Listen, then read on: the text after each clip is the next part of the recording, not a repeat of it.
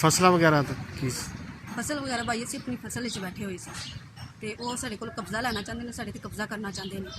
ਇਹ ਭਾਈ ਨੂੰ ਛੁਡਾ ਰਹੇ ਸਾਂ, ਉਹਨਾਂ ਦੇ ਆਦਮੀ ਆਏ ਸਨ, ਚੌਧਰੀ اشفاق, ਚੌਧਰੀ ਖਰੈਤ, ਉਹ ਖੁਦ ਆਪ ਆਏ ਸਨ, ਅਸਲਾ ਵੀ ਨਾਲ ਉਹਨਾਂ ਦੇ ਹੈ ਸੀ। ਭਾਈ ਨੂੰ ਉਹਨਾਂ ਬੱਟਾਂ ਦੇ ਨਾਲ ਮਾਰਿਆ ਹੈ, ਧਮਕੀ ਦਿੱਤੀ ਹੈ, ਮਾਰਨ ਦੀ ਕੋਸ਼ਿਸ਼ ਕੀਤੀ, ਅਸੀਂ ਛੁਡਾਇਆ ਹੈ, ਸਾਨੂੰ ਵੀ ਉਹਨਾਂ ਬਕਾਇਦਾ ਮਾਰਿਆ। ਇਹ ਮੈਨੂੰ ਵੀ ਚੌਧਰੀ اشفاق ਨੇ ਡੰਡਾ ਮਾਰਿਆ ਜੇ, ਤੇ ਅਸੀਂ ਇਨਸਾਫ ਚਾਹੁੰਦੇ ਹਾਂ, ਸਾਨੂੰ ਇਨਸਾਫ ਮਿਲਣਾ ਚਾਹੀਦਾ ਹੈ। ਸਾਡੇ ਅੱਬੂ ਨੂੰ ਵੀ ਉਹਨਾਂ ਨੇ ਪਰਚਾ ਕਰਵਾਇਆ, ਅੱਬੂ ਨੂੰ ਅੱਜ 17-18 ਦਿਨ ਹੋ ਚਲੇ ਗਏ ਨੇ ਤੇ ਕੋਈ ਉਹਨਾਂ ਦੀ ਜ਼ਮਾਨਤ ਨਹੀਂ ਹੋ ਰਹੀ। ਅੱਗੇ ਦਿਨ ਬਣਾਈ ਜਾ ਰਹੇ ਨੇ, ਇਹ ਕੱਲ੍ਹ ਵੀ ਉਹਨਾਂ ਦਿਨ ਲਿਆਇਆ ਕਿ ਇਹ ਕੰਮ ਕਰਨ ਵਾਸਤੇ।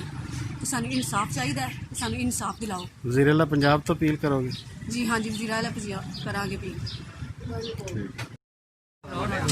ਦੱਸਿਆ ਜੀ ਤੁਹਾਡਾ ਨਾਂ ਕੀ ਹੈ? ਅੱਬੂ ਤਲਹਾ ਭਾਈ ਵਾਲਦ ਦਿਨ ਮੁਹੰਮਦ ਯੂਸਫ। ਅੱਛਾ, ਤੁਹਾਡੇ ਨਾਲ ਕੀ ਵਾਕਿਆ ਪੇਸ਼ ਆਇਆ? ਅਸੀਂ ਭਾਜੀ ਆਪਣੀ ਜ਼ਮੀਨ ਤਾਰੀਆਂ 'ਚ ਗਏ ਹਾਂ ਤੇ ਪੱਠੇ ਵੱਢਣ ਲਏ ਹਾਂ।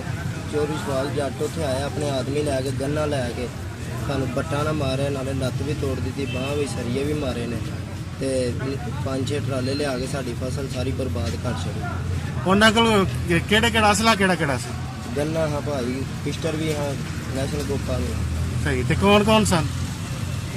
ਬਾਊਸਲਾਮ ਦਾ ਮੁੰਡਾ ਭਾਈ ਦਾ, ਸ਼ਬਾਜ਼, ਚੋਰੀ اشفاق, ਖਾਲਦ, ਹੋਰ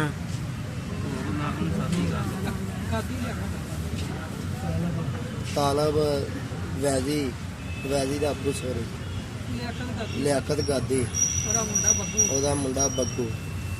ਅੱਛਾ, ਤੁਹਾਨੂੰ ਵੀ ਚੋਟਾਂ ਆਈਆਂ ਨੇ? ਜੀ ਭਾਈ। ਇਹ ਕਿੱਥੇ ਤੁਹਾਨੂੰ ਚੋਟਾਂ ਆਈਆਂ ਨੇ? ਭਾਈ ਮੇਰੇ ਆਜ ਤੇ ਆਈ ਹੈ।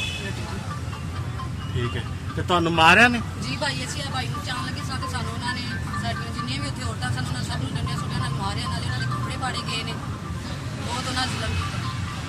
ਤੇ ਤੁਸੀਂ ਮੌਕੇ ਤੇ ਮੌਜੂਦ ਸੋ? ਹਾਂਜੀ, ਮੌਕੇ ਤੇ ਮੌਜੂਦ ਸਨ।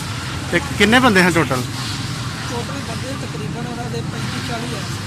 ਸਹੀ ਹੈ। ਕੁਝ ਬੰਦਿਆਂ ਨੂੰ ਅਸੀਂ ਨਹੀਂ ਜਾਣਦੇ, ਜਿਨ੍ਹਾਂ ਨੂੰ ਜਾਣਦੇ ਉਹਨਾਂ ਦੇ ਨਾਮ ਤੁਹਾਨੂੰ ਦੱਸ ਦਿੱਤੇ ਨੇ। ਸਹੀ ਹੈ। ਦੂਜਿਆਂ ਨੂੰ ਅਸੀਂ ਨਹੀਂ ਜਾਣਦੇ ਕਿੱਥੋਂ ਲਿਆਏ। ਬਦਮਾਸ਼ ਸਨ, ਪੰਜਾਰੋਂ ਲੈ ਕੇ ਆਏ ਨੇ, ਗੰਨਾ ਲੈ ਕੇ ਆਏ ਨੇ, ਆ ਕੇ ਉਹਨਾਂ ਵਾਵਾ ਮਾਰਿਆ। ਤੁਸੀਂ ਕੀ ਚਾਹੁੰਦੇ ਹੋ? ਅਸੀਂ ਹੁਣ ਚਾਹੁੰਦੇ ਹਾਂ ਸਾਨੂੰ ਇਨਸਾਫ ਮਿਲੇ।